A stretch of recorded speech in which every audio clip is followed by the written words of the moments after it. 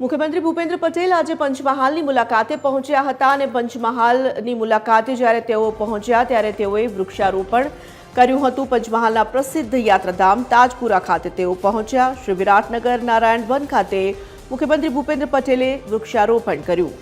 CM સાથે 25,000 લોકોએ શ્રી વિરાટ Narayan one ખાતે વૃક્ષારોપણ કર્યું। સીએમ સાથે જિલ્લાના તમામ ધારાસભ્ય અને સાંસદ ઉપસ્થિત રહ્યા હતા। વન વિભાગ સહિત જિલ્લા અધિકારીઓ પણ ઉપસ્થિત રહ્યા। નર્મદા પરિક્રમાથી શ્રી દાદાગુરુની વિશેષ ઉપસ્થિતિ હતી। મોટી સંખ્યામાં નારાયણ ભક્તો અને શાળાના વિદ્યાર્થીઓ પણ ઉપસ્થિત રહ્યા હતા।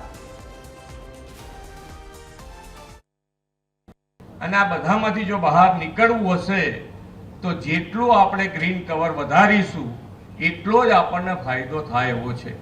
તો આ ગ્રીન કવર વધારવા માટે પણ એમણે એક અભિયાન છેડ્યું, એક પેડ માં કે નામ, એટલે દરેક જણ પોતાના માતાના નામે એક વૃક્ષ વાવે, એમના ગુરુના નામે પણ એક વૃક્ષ વાવી શકે એ પ્રમાણેનું અભિયાન આજે ચાલુ કર્યું છે અને આપણે બધા એની અંદર જોડાયા છે।